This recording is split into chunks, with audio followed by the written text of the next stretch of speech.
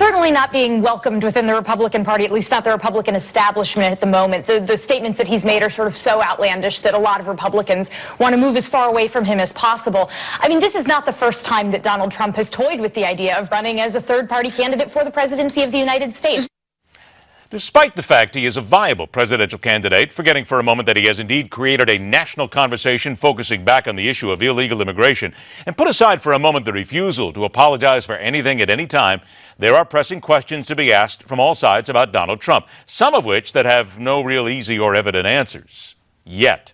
Let's dig in. She is the CNBC contributor, New York Times bestselling author, and a consistent voice of reason on this show, Carol Roth. He is the host of The McGraw Show, heard mornings on KTRS, the Big 550 in St. Louis, Missouri, consistently named one of the country's best talkers. McGraw Milhaven, good to see you both again. Carol, going to start with you. Donald Trump continues to make news, and now he says, well, I won't run as a third-party candidate. Maybe. I'm just going to leave that door open a little bit. Hey, come on, Carol, the guy's got money. Who could put it past him? Well, I certainly think that he's very serious about this. He wants to be the president. He can smell it. He can taste it.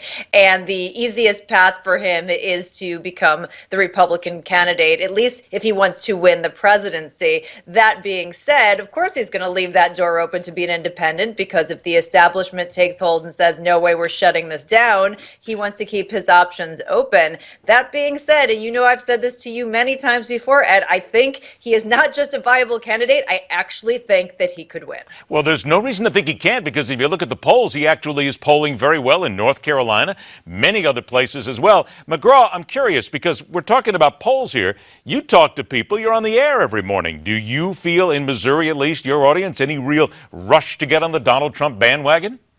Donald Trump, there are people who suck the oxygen out of the room. Donald Trump is sucking the oxygen out of the entire atmosphere around Earth.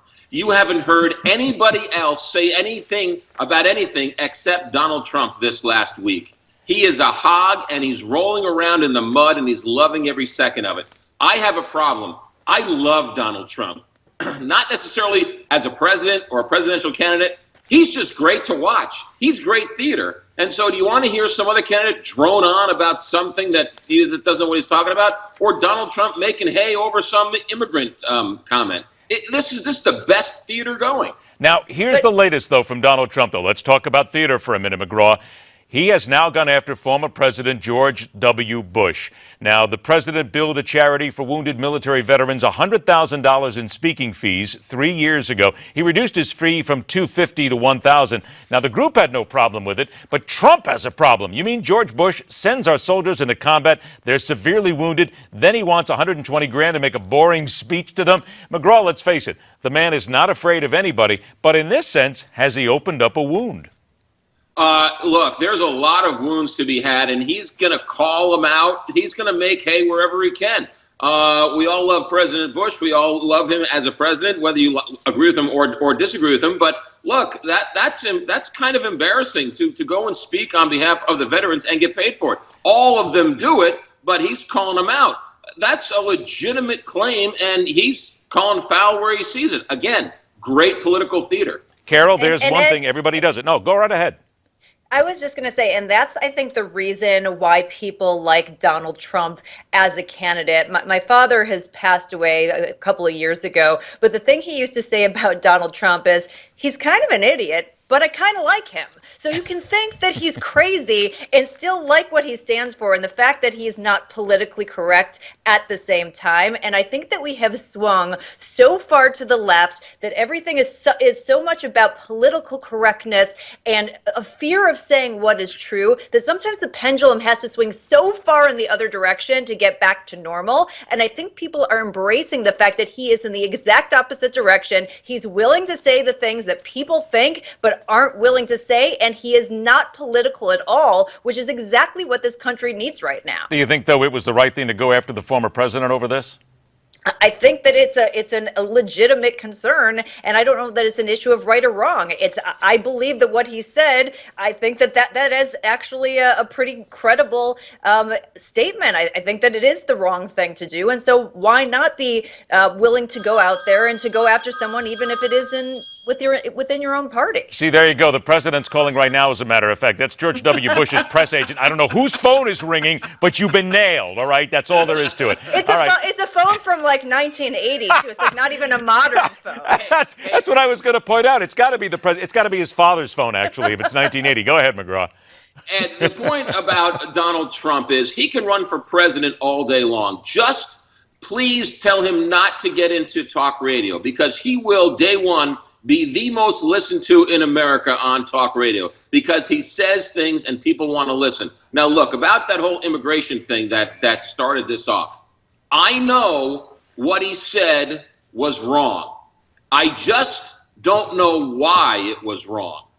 Does that make any sense? No one has been able to explain to me why it's so wrong. I know it's wrong because he said it. He said it in a very brutish way. It was very ignorant. Well, but I think what immature. the point is, McGraw, I think the point is not what he said about immigration, necessarily about immigration, but I think it's a fact that he put in the minds of many, and I've had this discussion on the air with some from both the left and the right, that he put all Mexicans and called them all rapists. That's the general feeling that they had.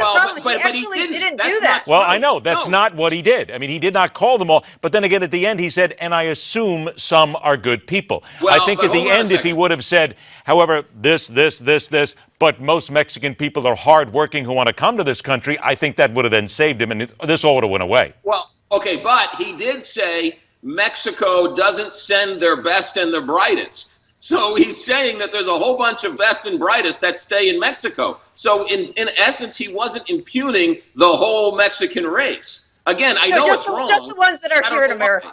All right, go. No, wait a minute. Carol, say that again. Just the ones that are here in America. I mean, the way he said it was not elegant. It was very rough around the edges. But again, people in the media took it completely out of context. And I think, Ed, what you said is completely wrong. He could have said anything else after that, and the media would have still clipped down on that little piece, just like they did with Romney and the 47%, and said this is what he thinks, because that's the narrative that they're trying to spin. I'm going to agree with you, Carol. The media would have went after him anyway, regardless of what was said. But my point is, had he not said, I assume some are good people. And again, I've talked to people about this who know all about branding. They say, had he said that most Mexican people, when they come here to this country, they want to come to work, they want to come and raise a family, that would have ameliorated a lot of what went on. But it was that whole, here's the rapists, and I assume everybody else is good. Come on, now you got to admit that that's something that they were ready to hit on. Well, except for the fact that within a few days after that, you had 2 illegal aliens who committed murders and sort of backed up what he said. Now, exactly right. And that's a fair point. McGraw, we've blown past absolutely everything else we were going to talk about here because McGraw just rolled past it. I'm going to blame you specifically, McGraw. So I'll give you the last shot on this right now. Let's be honest. What he said, though, in the conversation that he opened up is correct. There are illegal immigrants in this country who are involved in felonies, and they are killing Americans. That is a fair statement. Yes, it is. And I think ultimately when you talk about the Trump factor, the Donald factor, is that he is sucking so much oxygen out of the room. He's going to make the debates fun. But the question is any other person going to be able to break out? Because there's only room for one, and he's going to consume all of the stage and all of the oxygen on that stage. Remember, the earth is a hyperbaric chamber, and right now Donald Trump has his finger on the switch. He's running it, and I'll tell you what, at least he's getting people to talk about him and about the issue of immigration. That in itself is very important. Carol Roth, McGraw Milhaven, thank you very much, folks. Next time we'll get in everything that we missed this time. Take care. We'll talk to you again. Hey, Donald Trump is rising in the polls. Would you vote for him? Simple question.